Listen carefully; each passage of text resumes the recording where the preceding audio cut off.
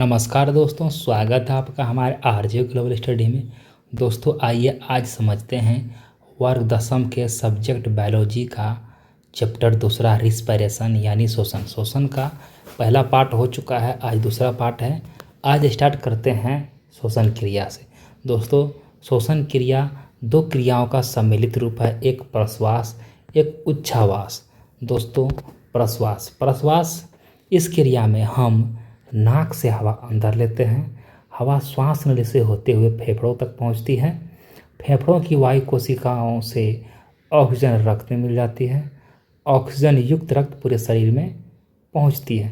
परिणाम ये होता है कि शरीर को ऑक्सीजन मिलता है। अब उच्छ्वास क्या है दोस्तों?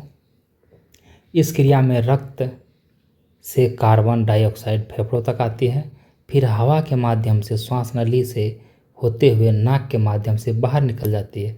इस प्रकार शरीर से अपशिष्ट गैस निकल जाती है, परिणाम स्वरूप शरीर से कार्बन डाइऑक्साइड बाहर निकलता है।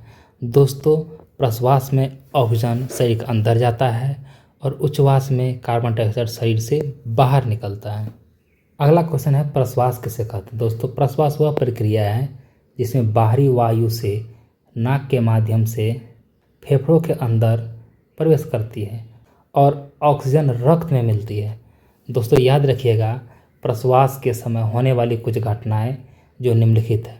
पसलियाँ ऊपर और बाहर की ओर फैलती है, डायाफ्राम नीचे की ओर जाकर चपटा हो जाता है, वक्ष गुहा का आयतन बढ़ जाता है, फेफड़ों के अंदर वायु का दबाव कम हो जाता है, बाहर की हवा अधिक दबाव के कारण फेफड़ों के अंदर प्रवेश कर जाती है, वायु कोशिकाओं में ऑक्सीजन रक्त में मिल जाती है। अगला है उच्छ्वास। दोस्तों उच्छ्वास वह क्रिया है जिसमें फेफड़ों के अंदर की वायु शरीर से बाहर निकलती है। इस दौरान रक्त से कार्बन डाइऑक्साइड फेफड़ों में आती है और नाक के माध्यम से बाहर निकल जाती है। उच्छ्वास के समय होने वाली कुछ घटना इस प्रकार है। पसलियाँ नीचे और अंदर की ओर जाती है, डायाफ्राम ऊपर उठकर गुंबद के आकार का हो जाता है, वक्ष गुहा का आयतन कम हो जाता है, फेफड़ों के अंदर वायु का दबाव बढ़ जाता है, रक्त से कार्बन डाइऑक्साइड फेफड़ों में आती है, कार्बन डाइऑक्साइड युक्त वायु नाक के माध्यम से बाहर निकल जाता है। अगला है श्वासोच्छ्वास क्या है?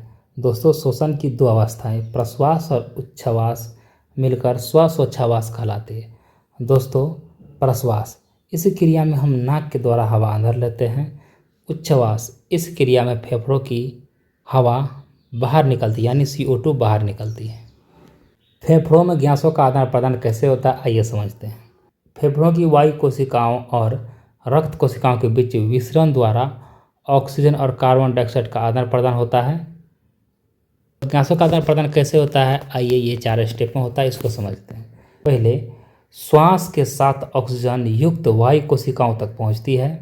वायु कोशिका में ऑक्सीजन की मात्रा अधिक होती है, इसलिए O2 वायु कोशिकाओं की दीवार से होकर रक्त कोशिकाओं में प्रवेश कर जाती है।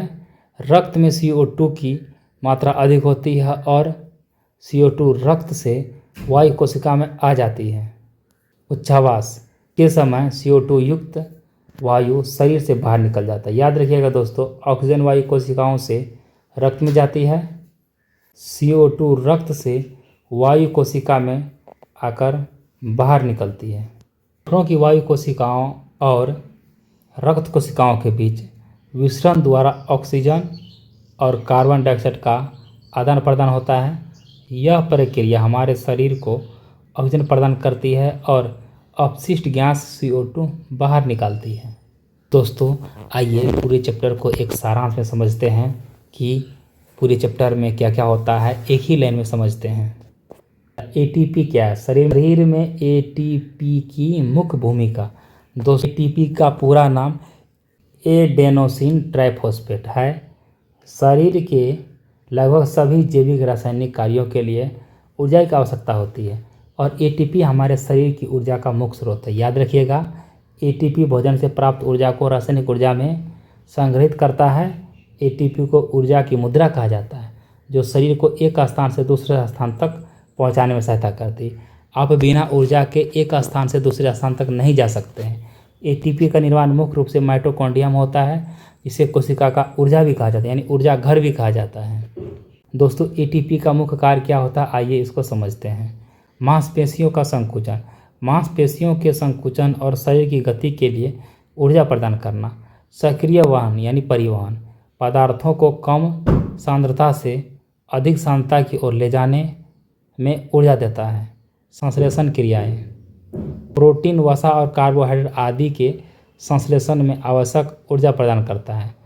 तंत्रिका आवेग संचरण, तंत्रिका कोशिकाओं में आवेग के संचरण के लिए ऊर्जा उपलब्ध कराता है। अन्य कार्य, शरीर के तापमान को बनाए रखना, हार्मोन का स्राव, पाचन आदि अनेक कार्य में सहायता करता है। दोस्तों निष्कर्ष याद रखिएगा, एटीपी हमारे शरीर की ऊर्जा का मुख्य स्रोत होता है। इसके बिना कोई भी जैव रासायनिक कार्य संभव नहीं है। यह ऊर्जा को संग्रहित करता है, वहाँ पहुँचता है जहाँ आवश्यक होती है और शरीर के सभी महत्वपूर्ण कार्यों को संचालित करता है। कोशिका शोषण की दो अवस्थाएं, कोशिका शोषण की दो अवस्थाएं अवायवीय और वायवीय शोषण में विभाजित किया गया है। अवायवीय शोषण में ऑक्सीजन की अनुपस्थिति में ग्लूकोज का आंशिक विखंडन यानी ऑक्सीकरण पाइरूवेट में होता है। यह क्रिया कोशिका द्रव में होती है। वायवीय शोषण में ऑक्सीजन की उपस्थिति में पाइरूवेट का पूर्ण विखंडन होता है। यह क्रिया माइटोकॉन्ड्रिया में होता है। वायवीय शोषण में अवायवीय शोषण की तुलना में अधिक ऊर्जा मुक्त होती है। इस प्रकार अवायवीय शोषण कम ऊर्जा देता है जबकि वायवीय शोषण अधिक ऊर्जा देता है। निष्कर्ष, अवायवीय शोषण ऑक्सीजन के बिना कोशिका द्रव में होता है, यानी ऑक्सीजन की उपस्थिति के बिना कम ऊर्जा देता है, जबकि वायवीय शोषण ऑक्सीजन की उपस्थिति में माइटोकॉन्ड्रिया में होता है, यह अधिक ऊर्जा देता है। श्वसन गैसों का आदान प्रदान, दोस्तों आइए समझते हैं कि विभिन्न प्रकार के जीव जंतु और पेड़ पौधे का मुख्य श्वसन अंग क्या है। दोस्तों पौधों में श्वसन गैसों का आदान प्रदान विसरण द्वारा होता है। एक कोशिकीय जंतु जैसे अमीबा, पैरामीशियम में श्वसन गैसों का आदान प्रदान कोशिका झिल्ली में विसरण द्वारा होता है।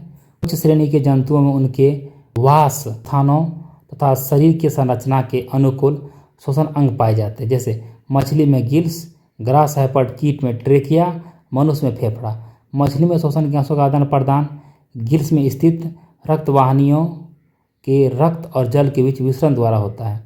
कीट जैसे ग्रास हाइपर्ड, तिलचट्टा मक्खी आदि के श्वसन की विशेषता यह है कि इसमें ऑक्सीजन रक्त के माध्यम से नहीं बल्कि सीधे ऊतक को पहुंचता है, कारण रक्त में हीमोग्लोबिन का न होना। मनुष्य में नासिका छिद्र, लैरिक्स, ट्रेकिया तथा फेफड़ा मिलकर श्वसन अंग कहलाते हैं। मनुष्य में नासिका छिद्र ग्रासनी में खुलता है। ग्रासनी लैरिक्स से तथा लैरिक्स ट्रेकिया से जुड़ा होता है। दोस्तों यहाँ चित्र के माध्यम से मैं बता दिया हूँ कि मछली में गिल्स, ग्रास में यानी कीट में और तिलचट्टा में ट्रेकिया, मनुष्य में फेफड़ा। नाक नहीं कह दीजिएगा, मनुष्य में फेफड़ा होता है श्वसन अंग। मनुष्य का श्वसन तंत्र मुख्य तथ्य ये आप याद रखेंगे। मनुष्य में ट्रेकिया की लंबाई 11 cm और व्यास 16 mm होती है। दीवार को मजबूती देने के लिए उपास्थि के बने अपूर्ण वलय यानी सी आकार के छल्ले की पूरी लंबाई से सजे होते हैं। वायु का मार्ग पहले ट्रेकिया में हो जाता है, उसका श्वास नली में, उसके बाद श्वसनिकाय में, उसके बाद वायु कोशिका में, उसके बाद वायु कोश में, उसके बाद श्वसन दो क्रिया प्रश्वास और उच्चावास के द्वारा पूर्ण होता है। दोस्तों याद रखिएगा, मनुष्य के फेफड़ों में लगभग 70 करोड़ वायु कोश पाए जाते हैं।